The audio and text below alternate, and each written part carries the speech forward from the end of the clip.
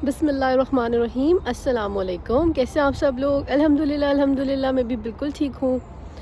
अच्छा, आज मैं आप लोगों से एक ऐसी बात शेयर करने वाली हूँ जो जिसको अप्लाई करना बहुत ही ज़्यादा मुश्किल चीज़ है। देखिए, दिल साफ़ करना इस दुनिया का सबसे मुश्किल काम है। इवन कि इबादत से और आप नमाज रोज़ा करते हैं, इबादत करते हैं, अल्लाह पाक की तहज्जुद पढ़ते हैं, उस सबसे भी मुश्किल ये काम है कि आप अपना दिल साफ़ करें। और स्पेशली उस मामले में जिसमें आपको पता हो कि आपके अपने ही करीब लोगों ने आपको ठेस पहुंचाई है, आपको हर्ट किया है। तो ये बात मैं बहुत अच्छे तरीके से समझ सकती हूँ, क्योंकि बहुत तकलीफ़ होती है, बहुत ज़्यादा तकलीफ़ होती है।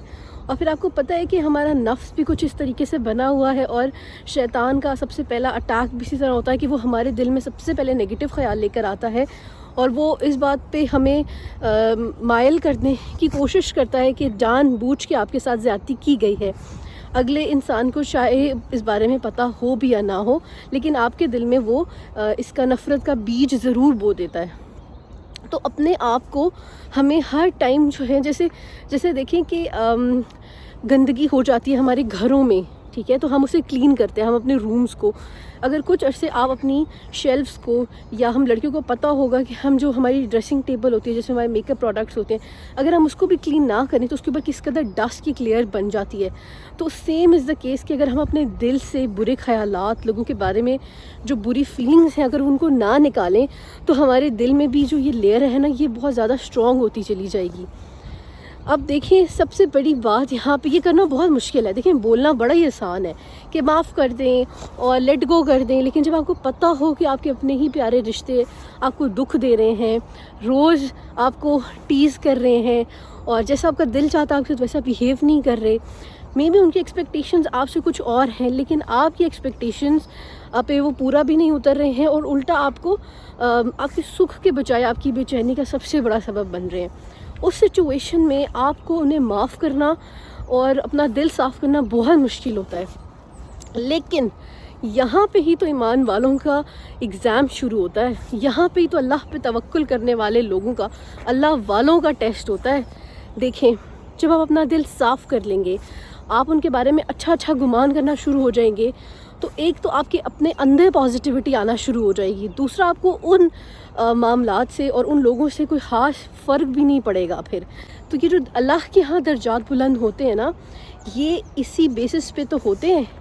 ये इस बेसिस पे नहीं होते कि आपको दुख ही नहीं पहुँचेगा। आप इंसान हैं, आपके अंदर पत्थर का दिल नहीं है, आपके अंदर भी एक नॉर्मल दिल धड़कता है, आपको भी फीलिंग्स आती हैं, दुख दर्द महसूस होता है, लोगों के रवैये फ़र्क करते हैं, लोगों की बातें ताने सब कुछ आपको इफ़ेक्ट करता है। लेकिन अजर फिर कब है? अजर फिर सब्र पे ही तो दिया जाता है। अल्लाह पाक देखता है कि मेरा ये बंदा किस कदर सब्र कर रहा है, और फिर उन्हीं रिश्तों को प्यार दे रहा है जो आपको तकलीफ़ दे रहे हैं, उन्हीं रिश्तों के लिए मोहब्बत और खैर बन रहा है। तब अल्लाह के यहाँ आपके दर्जात बुलंद होते हैं। और यकीन जाने कि जब हम अल्लाह पाक के स्टेप्स को फॉलो करते हैं, अल्लाह की बातों को, तो हमारे अपने लिए इतनी आसानियाँ पैदा हो जाती हैं, इतना ही खैर हमारी ज़िंदगी में से निकलना शुरू हो जाता है कि उसका हमें ख़ुद भी इल्म नहीं होता। अब आते हैं मेन जिस चीज़ ने मुझे मोटिवेट किया, और मेरी ख्वाहिश है कि मेरे सुनने वाले व्यूज़ भी मोटिवेट हो जाएं और ये अमल करना उनके लिए आसान हो जाए। तो इसके लिए मैं आप लोगों से एक वाक़या शेयर करूँगी। हमारे प्यारे नबी सल्लल्लाहु अलैहि वसल्लम का दौर था, और आपको पता है कि आप सल्लम सहाबा की महफ़िल में बैठा करते होते थे, ठीक है, अपने दोस्तों की जैसे महफ़िलें होते हैं ना, उनमें बैठा करते होते थे। तो अब आप सल्लम एक दिन का ज़िक्र है कि आप सल्लम आप सब महफ़िल में बैठे हुए थे, तो आप सल्लम ने फरमाया कि इस दरवाज़े में से एक शख्स आएगा जिसको अल्लाह पाक ने जन्नत की बशारत दे दी है, जो कि जन्नती है। अब सब सहाबा इकराम बड़े ही ज़्यादा कह लें कि क्यूरियस भी हो गए। उन्होंने देखा एक 40 ईयर्स का, जैसे कह लो बहुत यंग भी नहीं और बहुत बूढ़ा भी नहीं, तो एक ऐसा शख्स एंटर हुआ, उसकी दाढ़ी में से जो है वो वज़ू का पानी बह रहा था, आके उस महफ़िल में बैठ गया। अच्छा, अब यहाँ पे जो इम्पोर्टेंट बात बताने वाली ये है कि उस वक्त ایک صحابی تھے جن کا نام تھا حضرت عبداللہ بن عمر بن عوف. وہ اتنے نیک تھے. اب میں آپ کو ان کی نیکی کے لیول بتاتی ہوں. وہ اتنے نیک تھے کہ وہ سارا دن روزہ رکھتے تھے, ساری رات تہجد پڑھتے تھے, ساری رات عبادت کرتے تھے, اور صبح سے لے کے شام تک وہ ایک قرآن ختم کر دیتے تھے.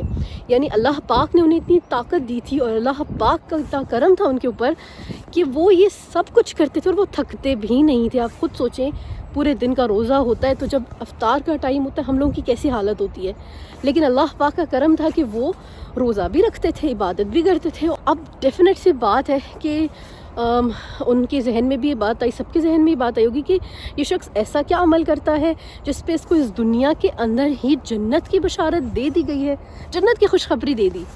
اب سیکنڈ ڈے ہوا, آپ وسلم بیٹھے ہوئے تھے سب محفل میں, تو اسی طرح آپ نے فرمایا کہ اس دروازے سے ایک جنتی شخص آ رہا ہے. تو پھر وہی صحابی نکلے. تیسرے دن بھی ایسے لگاتار 3 دن ایسے ہوا. تو اب تو حضرت عبداللہ جو تھے انہوں نے کہا مجھے تو پتہ کر کے رہنا ہے کہ یہ صحابی ایسا کیا عمل کرتے ہیں, یہ شخص ایسا کیا عمل کرتا ہے کہ اللہ پاک نے, ہمارے پیارے نبی صلی اللہ علیہ وسلم نے اس کو دنیا میں ہی جنت کی بشارت دے دی. تو وہ ایک پلان کر کے اس صحابی کے پاس جاتے ہیں اور اسے کہتے ہیں کہ اگر آپ اجازت دیں تو میں آپ کے ساتھ کچھ دن رہ سکتا ہوں, گھر میں کچھ مسئلہ ہو گیا, کچھ میرے والد کے ساتھ میرا کچھ مسئلہ ہو گیا. تو وہ کہتے ہیں کہ ہاں بیٹا رہ لو.